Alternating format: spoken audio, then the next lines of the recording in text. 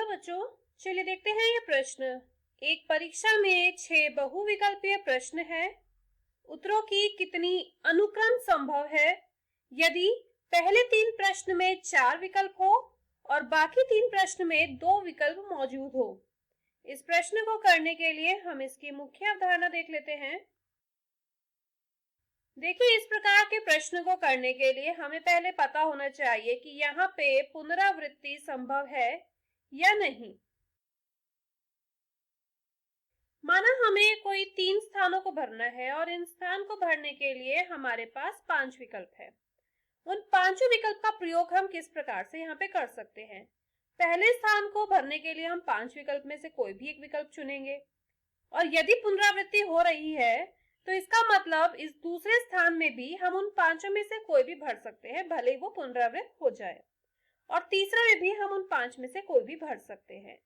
इसी प्रकार यदि पुनरावृत्ति नहीं हो रही हो तो इन स्थानों को भरने के लिए यदि हमने पहले स्थान को उन 5 में से किसी एक विकल्प से भर दिया और पुनरावृत्ति संभव नहीं है, इसका मतलब उसको भरने के बाद वो अब कहीं पे नहीं आएगा, तो हमारे पास एक विकल्प कम हो जाता है और अब हम इसमें 4 में से किसी एक विकल्प को भरेंगे। और जब यहाँ पे 4 में से कोई एक विकल्प भर दिया जाएगा तो अब इसके लिए हमारे पास बचे हुए विकल्प 3 होंगे। तो इसका मतलब यदि पुनरावृत्ति हो रही हो तो इसके लिए कुल परिणामों की संख्या इस प्रकार से निकलेगी, और यदि पुनरावृत्ति ना हो रही हो तो कुल परिणामों की संख्या इस प्रकार से निकलेगी।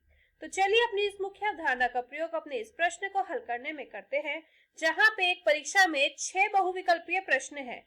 मतलब हमें यहाँ पे 6 स्थानों को भरना है। 1 2 3 4 5 6, इन 6 स्थानों को भरना है। उत्तरों की कितनी अनुक्रम संभव है, तो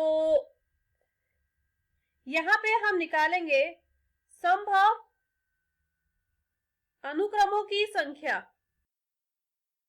बराबर, यदि पहले 3 प्रश्नों में 4 विकल्प है, ये है शुरुआत के 3 प्रश्न, इसमें विकल्पों की संख्या 4 है, बाकी 3 में प्रत्येक में 2 विकल्प है, तो ये बाकी के 3 प्रश्न है जिसमें 2 विकल्प है।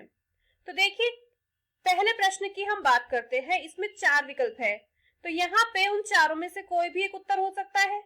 अब हम दूसरे प्रश्न में आते हैं, इसमें भी 4 विकल्प है, मतलब इसमें भी 4 में से हम कोई भी उसमें भर सकते हैं, और यहाँ पे भी 4 है तो यहाँ भी 4 आ जाएगा। अब इसी प्रकार से जिसमें 2 विकल्प है तो उसमें भी उत्तरों की संख्या 2 2 2 आएंगी, है ना।